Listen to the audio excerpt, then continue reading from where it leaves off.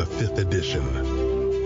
Join our various gaming groups as we play the 5th edition of Dungeons & Dragons. And maybe just hang out and chat about gaming in general. Sit back and enjoy the show.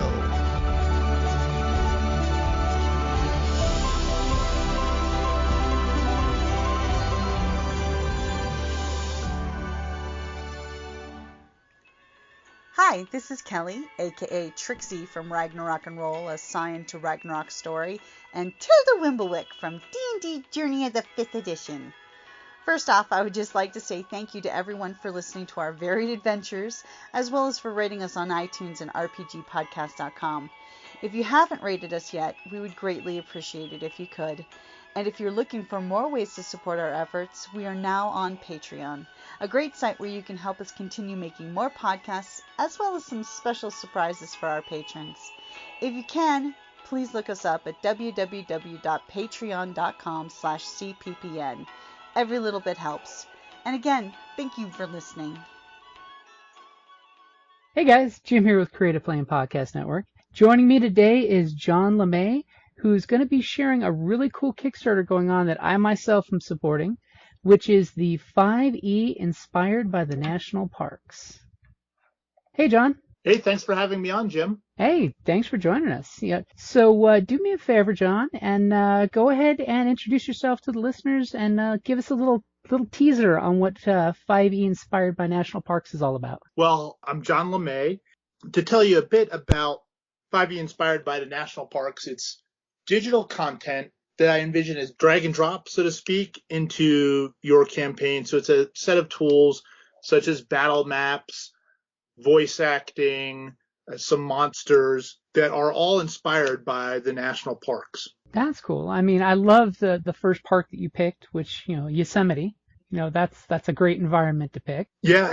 So now my prototype is on the Badlands because that's where I took the family last summer, and in addition to some other parks in the Dakotas.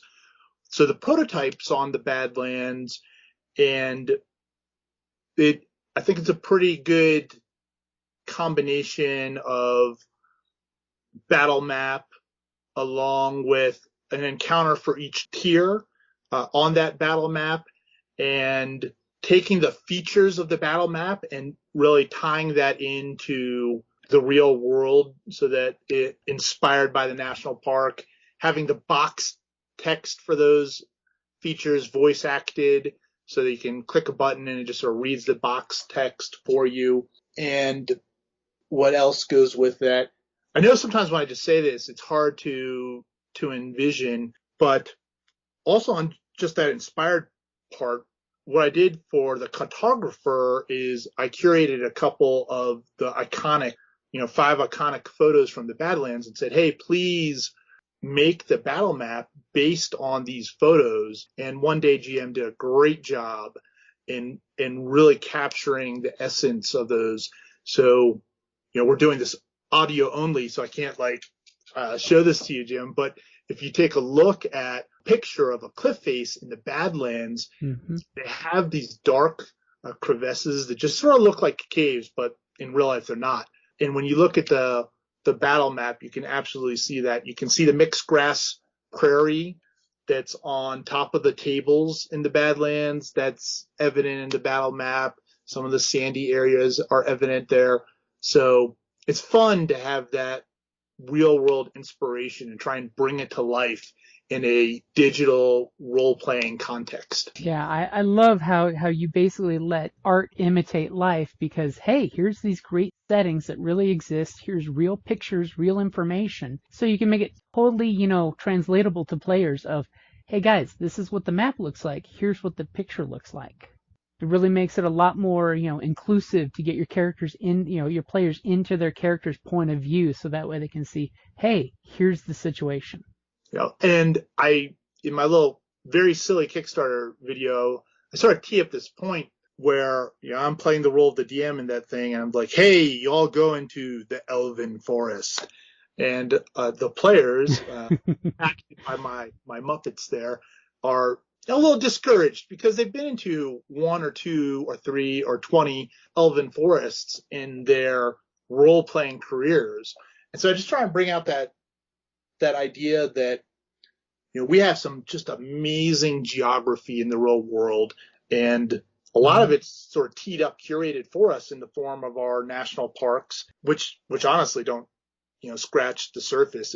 Because I bounded myself by U.S. national parks, and there's just so much other stuff out there. But those are great. So it's sort of curated for us, this amazing geography, and it helps, break out of some of the standard tropes in fantasy role playing. I mean, I'm a huge fan of the whole, Badlands area because, we do a lot of Western gaming and, come on, Badlands and deserts are something that we have a big key on. If you look at Western Texas, that's the topography I rip off. I mean, borrow as a GM all the time, so that way I can give people pictures and maps, especially if you're doing digital. It's boom, there's a real world map using for game content. And it's great just, introducing folks who have no idea what's, granted not in their backyard, but still within, a day or two drive within the U.S. that you can go see this completely different topography. It's definitely something else. And of course, I love the second choice, which was the Everglades, which, that totally fits into a lot of the nautical themed campaigns that we've played in the past, because you have that beautiful swamp. And I'm hoping maybe lizard men, because, it's the Everglades. Yeah, for sure.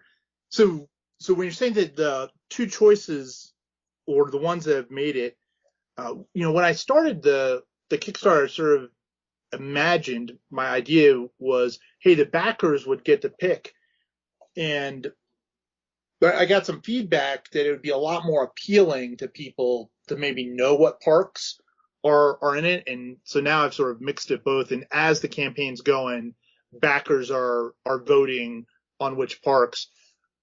Before I did the campaign, just in the Facebook group, I was asking for feedback, and overwhelmingly, like with more than twice the other parks, people wanted Yellowstone. And so that's the first park. I sort of chose it off the bat and teased a little bit of Yellowstone in the thing's description. So that's park number one. Backers voted on Everglades, and it was close. There's a couple ones that are close. And then as we go on every 4 days or so to the end of the campaign, then I'll release, the next 3 parks. There's going to be 5 total, and we'll see what they come up with. And it should be really fun. If somehow all the rest of the parks were swamps, then, I'd make sure we get some varied geography in there. But I doubt that'll happen. Yeah, I just, today's the 11th, and I just committed my votes for the 15th. My top vote was, of course, Grand Canyon, because I just love the Grand Canyon here in Arizona. That it's iconic. It's wonderful. And when I counted all the votes this morning, Everglades came in with 5, and then there's a series of parks that were right behind it. Grand Canyon's one of them. So Glacier Bay, Grand Canyon, Petrified Forest, Hot Springs, which surprised me, Dry Tortugas, Carlsbad Caverns, and Bryce Canyon, all coming in with 4 votes.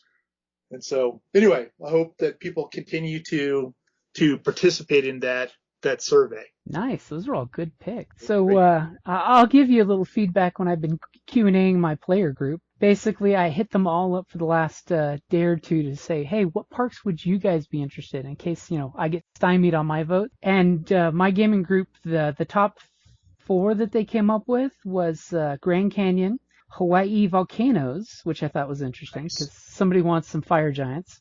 Then it's Biscayne Canyon National Park that I had to actually look it up. It's actually a barrier reef park offshore in Florida. Yep. Which and that totally came from our High Seas pirate group. So that explains it. Our sea elf wanted a reef environment. And then that was pretty much their vote, which, I thought was interesting because everybody mentioned at least one park that was different from everybody else. And it's almost all of the parks have got at least a vote. And so, yeah, it's fun and it's exciting. And of course, if this goes well, then there'll be 5 done out of 63, 58 left to go, right? And so there'll be an opportunity, I'm sure, in the future for another 5. I myself was sort of thinking diversity, right? Mm-hmm. Like, I'm not too fixated on any one parks, but an island would be fun, and there's tons of islands out there. The Channel Islands off of California, Acadia in Maine has islands, Island Royale, the Virgin Islands, American Samoa, Dry Tortugas, so that would be pretty cool. It would be double cool if we get to the first stretch goal, which is a overland map as opposed to a battle map, because I think that's fun to have for an island. Yeah. Maybe a desert park. So Death Valley, Great Sand Dunes, Saguaro, all great possibilities. And, a cavern might be really neat. I'm a little nervous.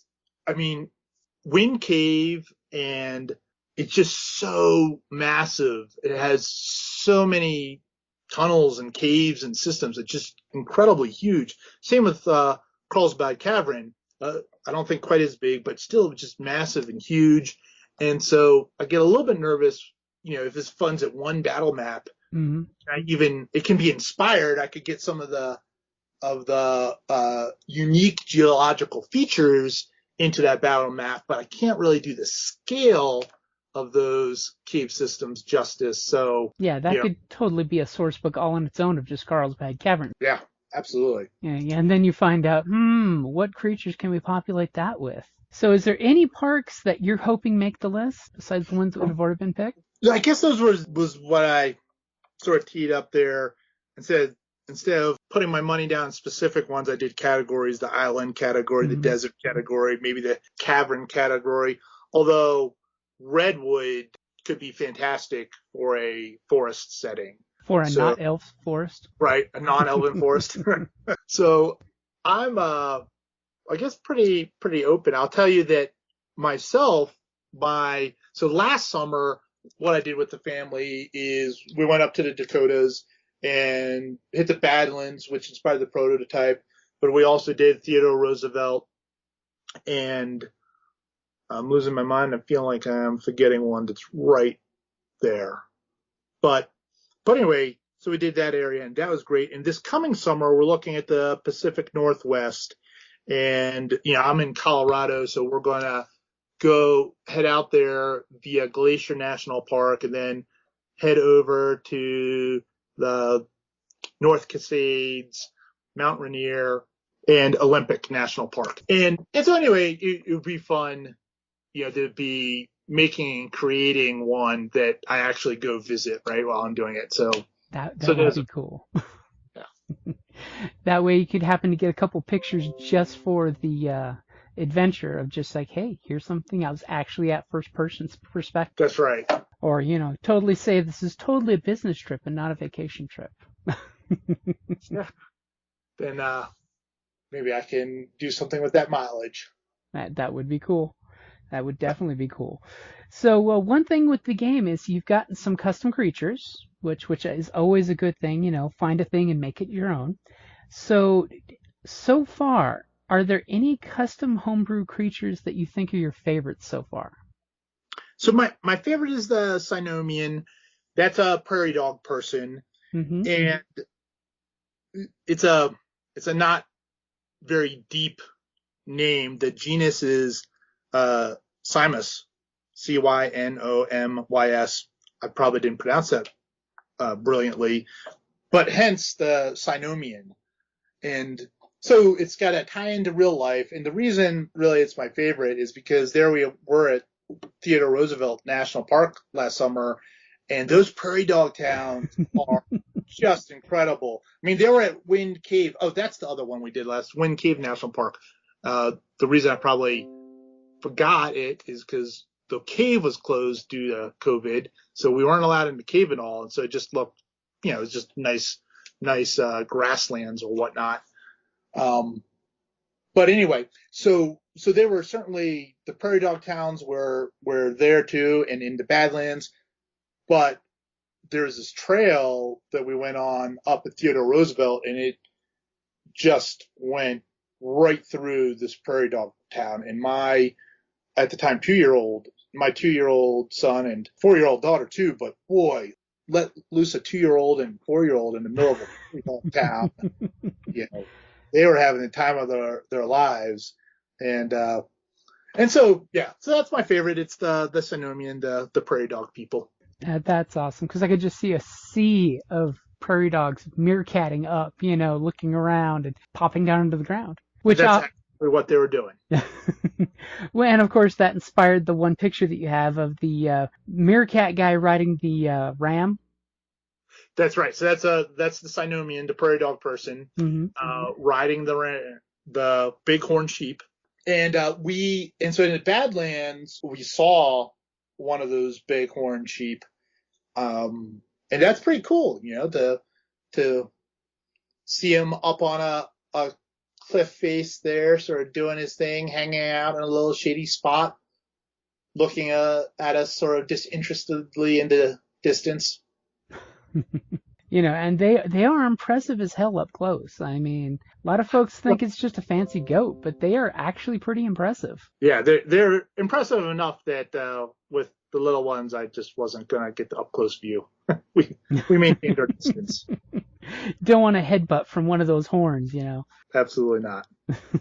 After all, they got to live in the mountain lion territory, so they got to be tough, right? That's right. Although sometimes I think there's more chance of seeing a mountain lion in Colorado Springs than there is at a park. But hey, that's probably not wrong. This is what happens when the druids get angry and the animals invade the city areas. That's absolutely right. We kind of did, but I was going to go back and ask about some more information about those, if you don't mind. Yeah, absolutely. So and we talked around it a little bit, but I'll back all the way up to, what inspired this whole thing, 5e inspired by the national parks. And there's two things. So one was what inspired Kickstarter in general. And so way back, I think it was 2017, I'm still in the Army and I've got a commute and I'm listening to various podcasts on this commute. And somehow I fell into Funding the Dream podcast by Richard Bliss. And, Jim, the sort of easy button when people retire from the Army after a long career is to do the military industrial complex. And it's sort of eye-opening or expanding or whatnot to listen to Richard Bliss there talking about Kickstarters. At the time, in 2017, he already had hundreds of episodes. So I'm just going through this list of his episodes for months. Like, wow, this is really interesting. Crowdfunding? What's going on here? This sounds fascinating. It's totally different than what I was doing at the time professionally. And so it just planted a bug in my head that's different, that's interesting. Maybe that's something I could do in the future.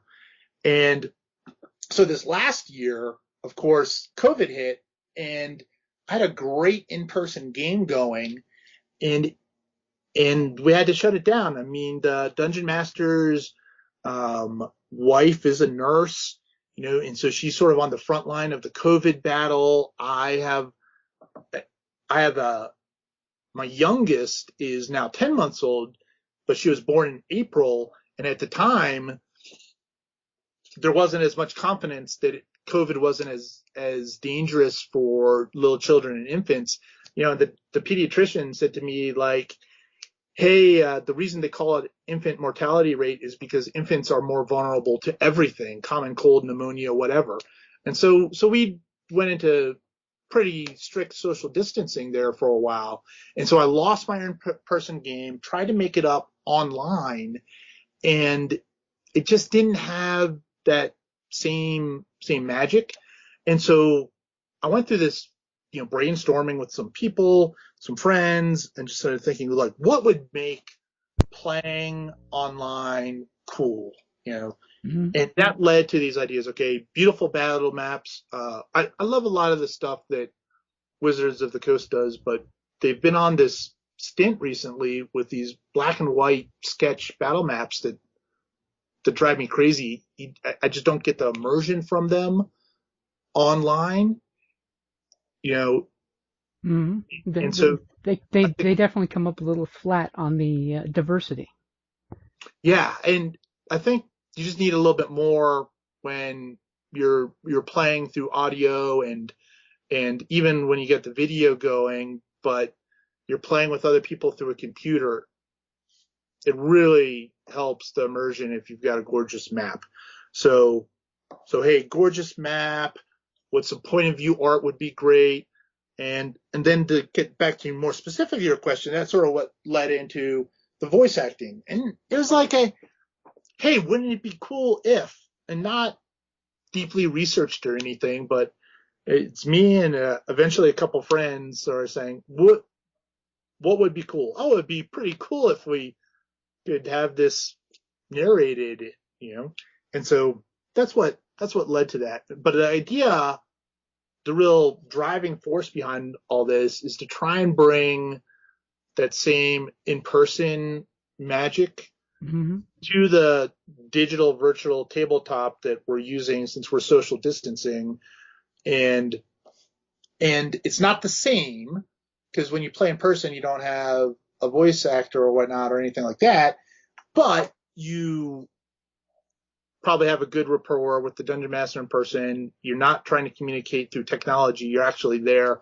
And so just looking at someone, well, what does technology offer? What kind of tools could be fun or different and try and get you to the same place, but a little bit in a different way, if that makes sense. Yeah, I mean, as a GM, I totally appreciate the fact that I could actually click a button and take a quick drink while the narration's coming through if I don't want to have to say that line. And the voice actor you picked is great. Yeah, Simon's good. He's great, as you said. I love Simon. He's available. All my research on this is through Fiverr. So what is he? Logic voice on Fiverr. But anyway, he's a former British Army, which for me was a little bit of a draw there. And then I did a project where I was talking about my experiences in Afghanistan and applying Sun Tzu's The Art of War to it. And anyway, so he worked with me on that project too. And so it was a natural go for trying this D&D. And it turns out such a small world, Jim. And so, I'm like, hey, I've got this new project and have him do that work. And it turns out that he's absolutely a gamer, that he, plays a paladin in his campaign in the United Kingdom. And so it's pretty fun. It's awesome. It's like I've joked with many of friends. It's like, it's funny how armed forces and RPGs kind of go along. It's just a thing I've noticed out there that everybody that I personally know in the armed forces has role played at one point or another, and a lot of them picked it up in the military. Got to fill that free time with something. Yeah. So I got my cousins jumped on me they got me into role playing, I guess, pre-military, but yes, it's certainly popular. I remember when I was a cadet at West Point, one of the things we had to memorize all the sports stuff, and the upperclassmen saying, hey, the reason you have to memorize this sports stuff is so you have something to talk to soldiers about. And then years later, what am I talking to the soldiers about? Like, hey, how is your D&D campaign in the barracks this weekend? Because it's one of those things that it's super easy to relate to from one gamer to another gamer. You've got that common connection of, hey, that's something you enjoy doing and I understand. Absolutely. And besides, like a lot of my friends I've joked with, RPGs are just tactical experience for you. It's practicing just like in the real world. You're practicing what you would do beforehand. That's it. I think there's a lot of value in playing war games, and I know that there's a completely valid argument that RPGs are broader and that you could do a role-playing game that's nothing but tea parties, and you just role play, being in tea parties all the time or whatever it might be. But I see a very strong connection in D&D back to its wargaming origins, and I think that you can exercise the mind for real world applications. And, I could go on a soapbox about this, but just briefly. So the wars that sort of characterize my generation, Iraq and Afghanistan, have very complex human dynamics. There are civil wars, insurgencies, and computers don't do those very well at all. I mean, computers do great jobs at tank battles where physics really determines everything and you can put a mathematical equation behind it. But a DM and players collaboratively narrating a story can get inside the human dynamics of a civil war much better than any computer ever will be able to. Very true. That's why real tabletop RPGs will beat MMOs every time. For sure. And real quick, so I didn't say Simon's gig properly. It's Logic Voiceover. Logic Voiceover. I'll definitely have to check him out because he's got a great voice. I mean, he really does. Yeah, absolutely. I thoroughly enjoy his work. I mean, and again, thank you for coming up with that great idea of just the one click and make it happen, Well, I'm hoping it funds well and it becomes a little bit more of a thing. So, and we'll see, and after I deliver this first project, I'll do some surveying and see what people think, how it actually works for them. Was it useful?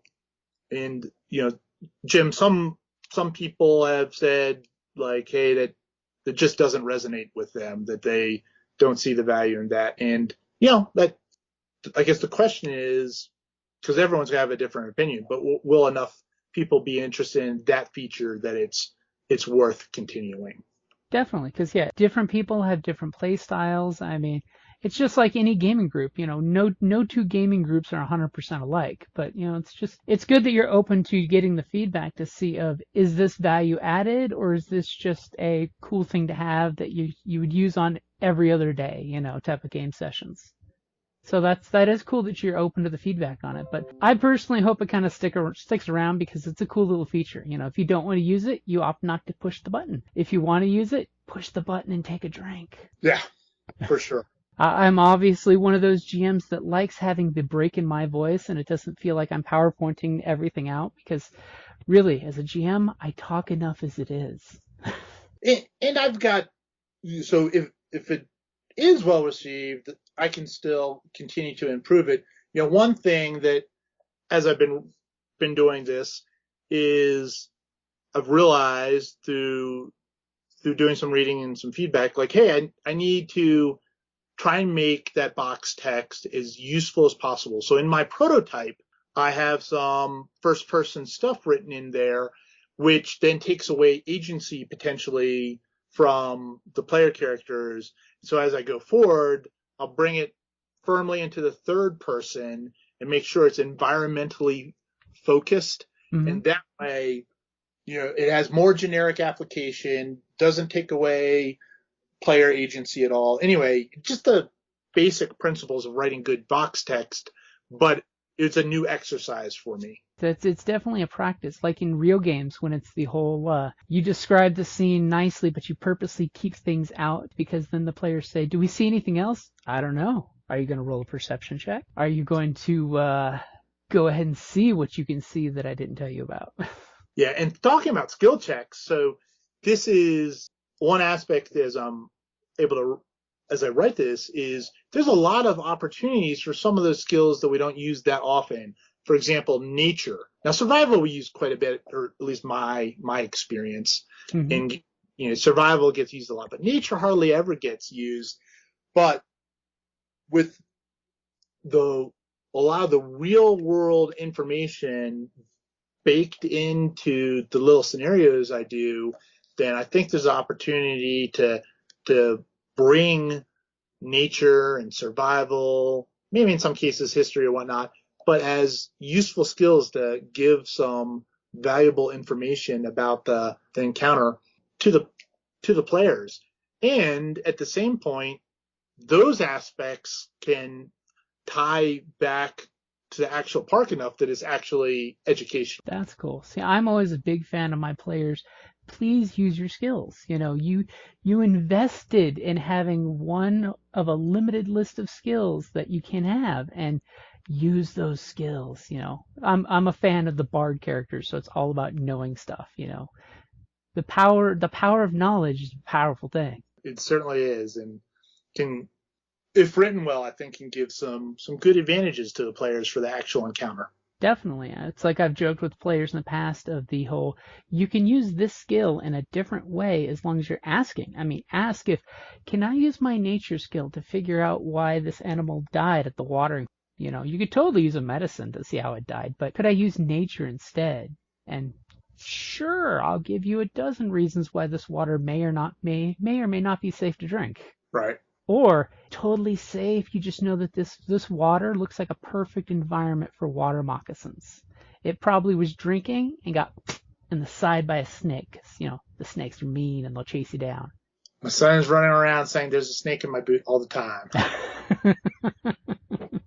And that's totally the one I agree with, is players should be using more skills. And if you give them good feedback as a GM, in my opinion, they will use more skills. But I think that's the hard part, is making sure the GM knows that you can do these things. You have the freedom.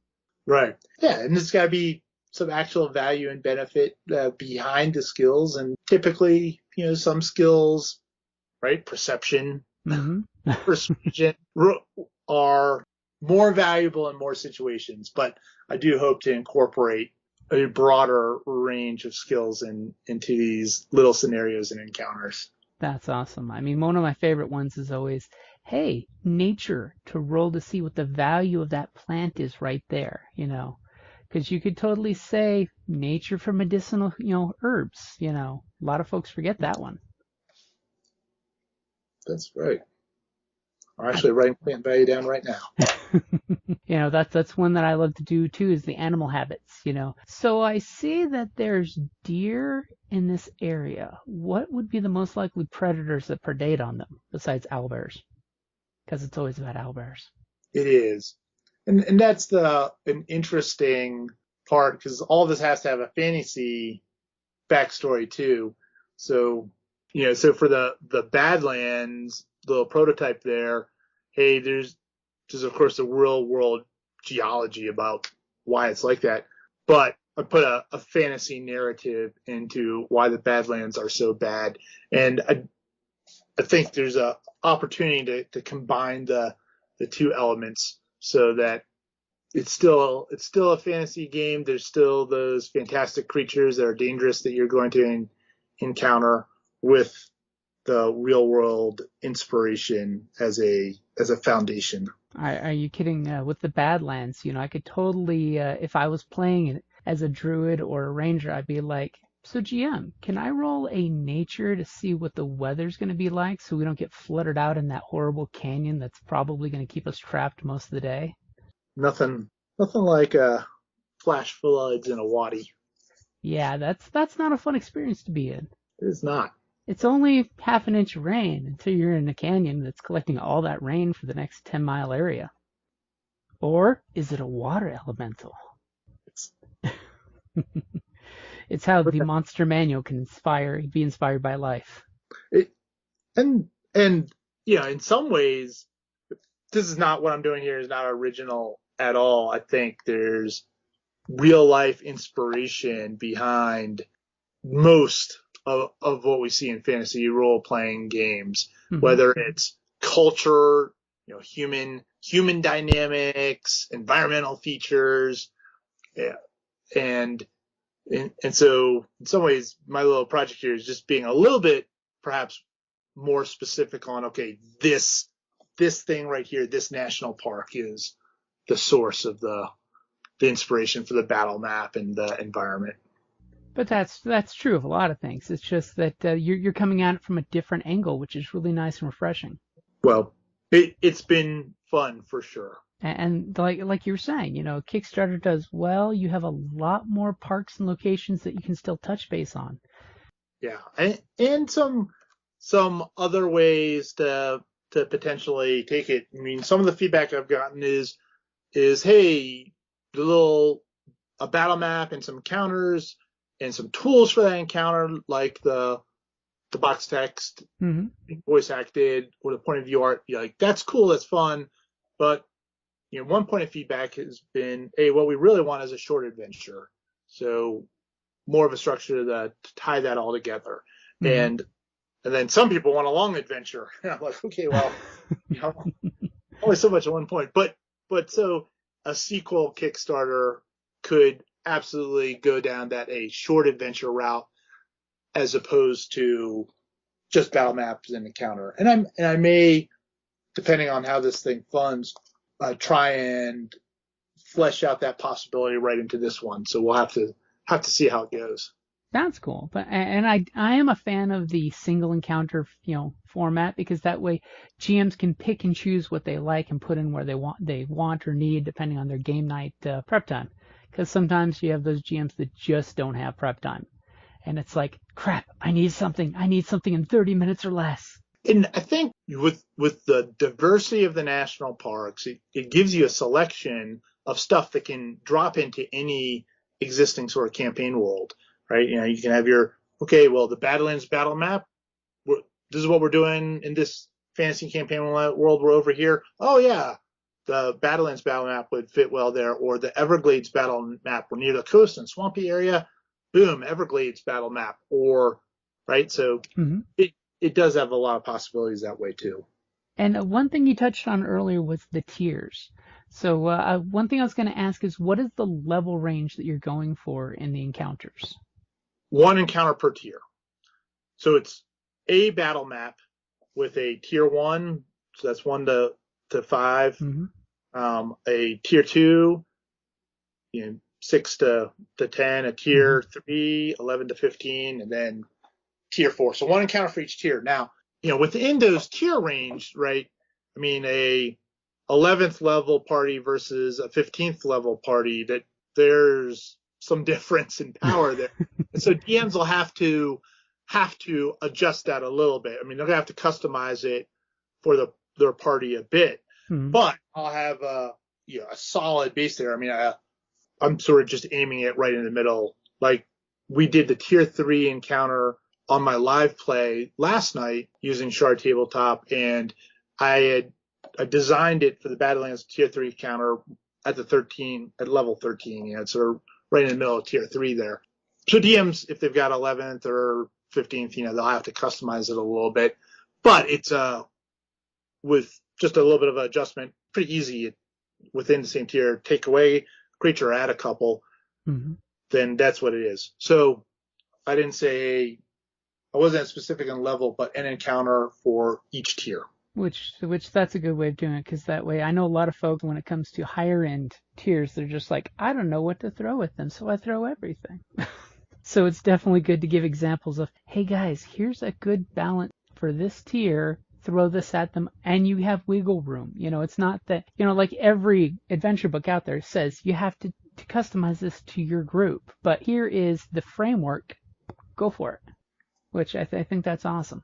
So that way it's got here's an ecosystem and roll with it. I mean, let's look at the old first edition days where sometimes the game had a level 15 something when you guys were level 1. And it was part of the adventure that you were supposed to run from this big bad that will chase you until it leaves, Yeah, Curse of Strahd still does that in 5e.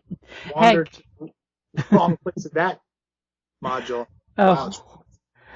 Exactly. Horde of the Dragon Queen does the same thing with the blue dragon at the beginning of the adventure. It's like, what? Yeah. But it comes down to, there's the nature roll of, there's this horrible monster. It's a natural creature. Roll a nature roll to calm the target, because, use the MMO terms, see how tough the target is compared to you guys. And they're like, this is out of your weight class. This would rampage through a village. You should run. Now use your skills to get away unseen. And good luck with that. As hopefully a druid in the group will say, I'm going to crush this lemongrass to cover our scent to give our stealth person advantage. Because that's one thing I love when the players ask for things to help give them advantage in rolls. Because that's a cool thing that I do like in 5th edition, is the advantage-disadvantage rolls. I agree. And sometimes I think in the games I play, we get too limited. We play, generally speaking, with flanking as advantage, and focus on that and don't look creatively for other ways to get advantage. So I'm with you, Jim. It's a lot of fun to have those other opportunities. It makes encounters more interesting and engaging. And I agree with you, and thank you for mentioning that, because our groups also do flanking with advantage, because it's too cool of a tactical move to leave out, and we're all old school D&D players that want that flanking rule, because it should be in the book, as we always jokingly tell our Adventure League friends who don't allow flanking in Adventure League. So John, where can folks find your Kickstarter as well as yourself and follow you guys online on social media? So my major social media place is Facebook. And I have a Facebook group and page, but the group is much more engaging and interesting. It's 5e inspired by the national parks. So if you do a search on that on Facebook, you'll find it. I believe technically the Facebook name is National Parks 5e. Mm-hmm. But like you said, if you put in 5e National Parks, it does come right up in the search window. I know from experience. There you go. And that's the same place on Kickstarter too, where if you just search 5e inspired by the national parks, you'll get it right away on Kickstarter. Yep. Or if you follow us on Twitch, I've shared it there already, as well as on the Facebook page, just to make sure the word gets out, because I do believe isn't there a reward for social media on the Kickstarter? There are social goals, and the social goals tie to, well, one of the things we've already talked about, additional voice acting, but they help provide more content for each of the national parks. Which I think that was awesome that you added that in the Kickstarter, so that way, folks are always asking, how can we support if we're cash poor at the moment? Hey, dude, go and share your social media. Let your other gamers know about this cool idea, because, players who buy something and give to their GM get kudo points for inspiration. I'm just saying. Even if you're not a GM, you can buy it and give it to your GM. And I don't know if this was tactically wise compared to just the social. I've seen on other Kickstarters, the social goal is just share it. And I wasn't quite sure how, I would actually know, like, how do you even and track that and quantify it. So my social goal is joining the Facebook group. Mm-hmm. And so that I've got. And for each 100 additional people that join the Facebook group during this campaign, then it's tied to a social reward, such as an additional 100, words of voice acting. Mm-hmm. And I just thought that was a cool thing that had to be mentioned, so that's why I brought it up for you. Thank you, Jim. You're welcome. Hey, good ideas, man. Good ideas perpetuate more good ideas. And is there anywhere else people should follow you online besides the Facebook page? No, that's really it for this project. Okay.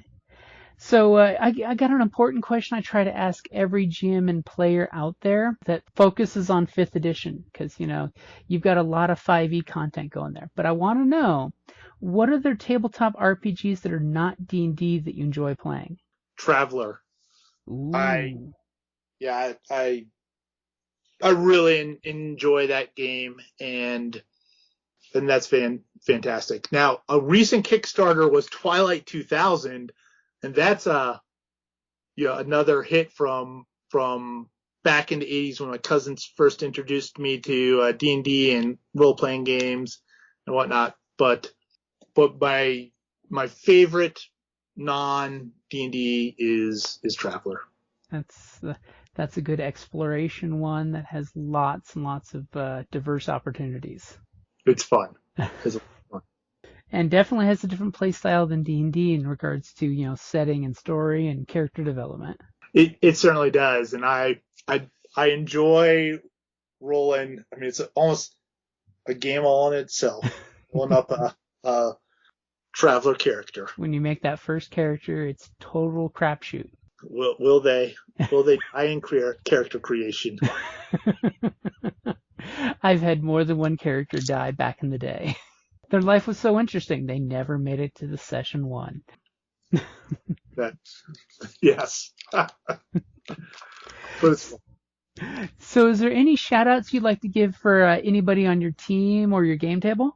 Yeah, well, so I've actually had a lot of support from other creators. I've been backing Kickstarters for quite a while, and as I did my own here, I reached out to people like yourself, Jim, and said, hey, would you would you back my project? And a lot of them did, and some were very generous, mentioning me in their updates and whatnot. And so a few are Sam Quinton from Sonoa Publishing, and Sam's become a real friend. We've talked Kickstarter tactics, and I've really enjoyed his stuff. So Hal Howard from Shard Tabletop, I backed Shard a while ago, but I hadn't used it, and reached out to Hal, and as I said, he put me in a couple of his updates and into his Discord server, and so that's been just a real pleasure,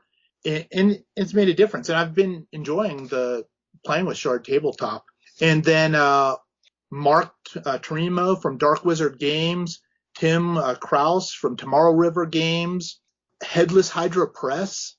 They Shane from Headless Hydra Press, they did a Hex Explorer, basically magnets, like make your dungeon, or the one they've already did that I have in my house is overland stuff. And so it sort of ties into my theme a little bit more. The one they're currently doing is dungeon, but my kids loved putting all those, forest, desert, river magnet hexes on the boards and playing with that stuff. So all those folks and yourself, Jim, I really appreciate it. And, it does something to, like, getting mentioned in dispatches or whatnot help with backers, but it also importantly helps with just sort of morale in this fun Kickstarter journey, when words of encouragement, like some of the ones you've given tonight, Jim, or just positive mentions from other backers, it definitely helps me keep the hands on the oars, so to speak. Mm-hmm. Yeah, I guess creator community needs to really support each other, because hey, we're all making cool stuff, doing our stuff, but you need to touch base and give somebody that affirmation of, dude, what you're making is awesome. Thank you for making it, rather than just making it for your player group at home and then keeping it to yourself and filing it away in the GM's Bible somewhere. Absolutely. And critical feedback is very helpful. I mean, any feedback I think is a gift. Mm-hmm. That's helpful too, but the affirmations have been great too. Yeah, and when it comes to doing a Kickstarter, that's like some murky, mysterious ocean you're cruising into of, like, what do I need to do? I've backed Kickstarters, but how to do your own Kickstarter. And there's so many complexities nowadays of, in the background of Kickstarter. Not to mention that stress when you launch that first day and you're watching all day long until you realize, I need to turn this off. Yeah. Absolutely. You can't, the watched baby doesn't sleep. It's a good analogy. It's better than the boiling pot, That's right. So, John, thank you for coming on and hanging out. And, I'm glad we could get together and talk about your Kickstarter. Because, dude, I'm backing it. I want it to happen. I want to have these great experiences to at my game table, bring this out in there. And I do want to remind you that Shard, you mentioned Shard. I did. On your Kickstarter, isn't everything involved with it going to be Shard compatible? It is. And so, or at least any of the parks, and that's what almost all the tiers are. I've just recently, based on feedback, added a map only tier, and so those will just be map only, but it's a press of a button to upload a map into Shard. But all the parks that I develop will be available in Kickstarter, and I developed this relationship with Hal after the Kickstarter started, so I couldn't go back and change all the tiers that people already pledged against. But yeah, everyone's going to get the Shard package that backs a park. Yeah, I thought that was really cool when I was reading that. And I just wanted to bring that one up too, because that is a cool feature that hey, that another tool that's there for the GM's toolbox. Yeah, and Shard, Hal Howard really stepped forward to help make that happen too. So he's willing to,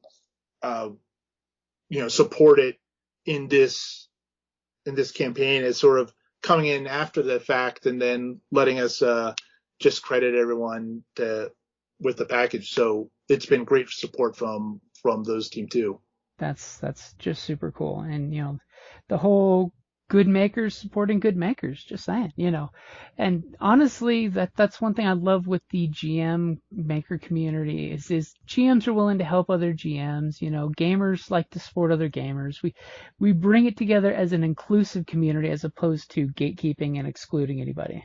Yeah, it's been a very positive experience. And I just want to throw it out there. Hey guys, go check out the Kickstarter. It ends on my birthday on March 24th. I'm just saying. So I could use that as a birthday present if the Kickstarter, funds on the 24th. Awesome. Thank you very much, Jim. All right, you're welcome. And again, John, you are welcome to come on the show anytime. I know we've still tried to have a game happen that just hasn't happened, but just want to let you know we got a new Cyberpunk Android Shadow of the Beanstalk bi-weekly Saturday game if you're interested, late on Saturdays. Do have some chairs open. Android Beanstalks? Android Shadow of the Beanstalk. It's basically set on the setting from Genesis, from Fantasy Flight Games. It uses the Genesis rule set, which is the dice with symbols, and it's set in the Netrunner universe. So you got that whole Ghost in the Shell, altered carbon, cyberpunk futuristicness. You're expanding my mind, Jim. If you haven't had a chance to play the Genesis system, it's the same one the new Star Wars uses. It's a really fun system. Awesome. Again, Jim, thank you very much for having me on the show and for all the support. Really appreciate it. Hey, no problem, John. You're very welcome for it. All right, John, thank you for coming on the show, and thank you, everybody, for listening. Have a great evening. Thank you for listening to D&D Journey of the 5th edition, a member of the Creative Play and Podcast Network. Please follow us on Patreon at patreon.com/CPPN to never miss a show or stream.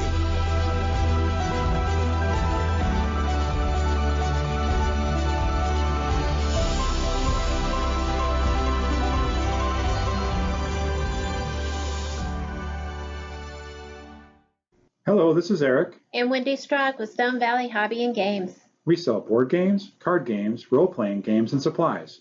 We have thousands of Magic the Gathering cards available, carry Kickstarter products, and work with veteran-owned small businesses to bring you our own line of products. We are a small business retailer, but we offer competitive prices, a loyalty system, and free shipping on orders over $100. As a military veteran myself, I'm a strong supporter of our armed forces, their families, and contractors out there doing the hard job. So any order from an AA, AE, or EP address will be shipped absolutely free. Remember, StoneValleyGames.com, where we take your leisure seriously.